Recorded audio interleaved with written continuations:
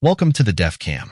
The evolution of the JF-17 Thunder program is a narrative of strategic pragmatism and technological sovereignty, a path Pakistan has walked with deliberate intent. At its heart, this story is not merely about assembling an aircraft, but about cultivating a deep, intrinsic capability to tailor the platform to our unique operational requirements. The recent developments concerning potential missile integrations are a clear testament to this philosophy in action. While the powerful Chinese origin PL-15 Beyond Visual Range air-to-air missile represents the high-end capability of the JF-17 Block 3, its deployment is a matter of calculated statecraft. The decision not to forward this specific technology to Azerbaijan and instead facilitate the integration of Turkish munitions like the Gokdagan and Bozdagan is a multifaceted one. It reflects a nuanced understanding of regional geopolitical balances, technology control regimes, and the imperative to not create strategic dependencies on a single source. The PL-15, with its formidable range and advanced seeker technology, is a game-changer in the South Asian aerial domain. Its integration onto the JF-17 Block 3 fundamentally alters the tactical calculus, providing a credible counter to any adversarial advantage. However, such advanced systems are often subject to stringent export controls and strategic considerations by the originating country. The choice to not extend this particular capability to a partner nation like Azerbaijan is therefore not a reflection of the missile's efficacy, but rather a diplomatic and strategic calibration. It prevents the proliferation of a key technological asset into a complex regional theater and maintains a certain exclusivity around Pakistan's most cutting-edge capabilities. This is a mature approach to defense exports, recognizing that sharing technology is as much about political alignment as it is about commerce. This is where the Turkish alternative presents a compelling and strategic solution. The integration of the Bozdagan within visual range and the Gokdagan beyond visual range missiles onto the JF-17 for a friendly nation like Azerbaijan is a masterstroke of technical and diplomatic alignment. It demonstrates the JF-17's inherent flexibility as a platform. Its open architecture avionics suite, a core design principle from its inception, allows it to be a host for a diverse ecosystem of weaponry, not just those from its primary collaborator, China. By successfully integrating this Turkish system, Pakistan's aerospace complex, primarily the Pakistan Aeronautical Complex in Kamra, proves its mettle as a systems integrator of high order. This is not a simple plug-and-play exercise. It involves deep software coding, ensuring the aircraft's fire control computer, data links, and pilot interface seamlessly communicate with the new missiles guidance unit and seeker. It requires rigorous ground and flight testing to certify the weapon's separation characteristics, launch envelopes, and terminal performance against various targets.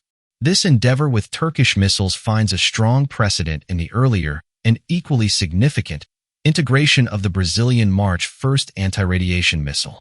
That project was a landmark achievement for the Pakistan Air Force.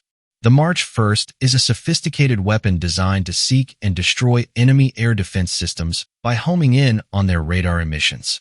Integrating this onto the JF-17, and indeed even testing it previously from a Dassault Mirage platform, showcased a focused effort to grant the Thunder a potent suppression of enemy air defenses, or SEAD, capability.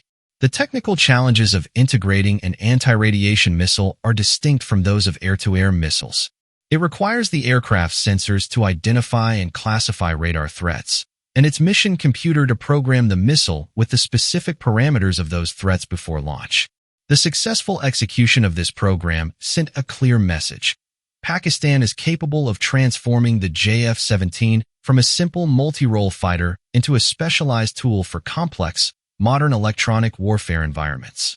The cumulative effect of these integration projects is a profound enhancement of Pakistan's strategic autonomy. Every time a new weapon system is successfully mated with the JF-17, the nation's dependency on foreign original equipment manufacturers diminishes. The engineers and software developers at the heart of this process accumulate invaluable intellectual capital. They build a repository of knowledge on avionics data buses, weapon interface protocols, and flight certification processes that is unique and sovereign. This knowledge is a strategic asset in itself, as it allows for faster, more cost-effective future integrations and even opens the door for indigenous weapon development, tailored specifically to the JF-17's architecture. Looking at the broader picture, this strategy of multi-source integration makes the JF-17 a more attractive proposition on the international market. Potential buyers are not locked into a single supply chain for their munitions.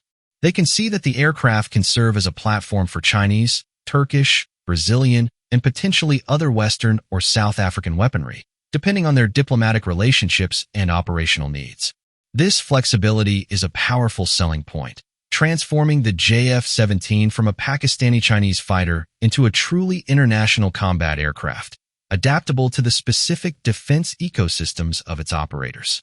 In essence, the narrative surrounding the JF-17 and its evolving armament is not a series of disparate events, but a coherent, long-term strategy.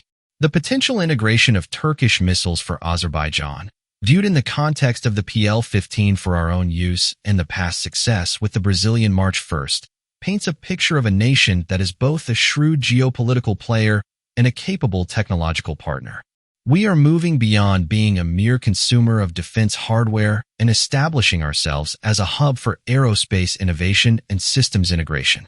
This journey with the Thunder is about writing our own rules of engagement, both in the sky and in the complex world of international defense collaboration, ensuring that our sovereignty is backed by indigenously controlled and adaptable military power. Thanks for watching, and stay tuned for upcoming videos.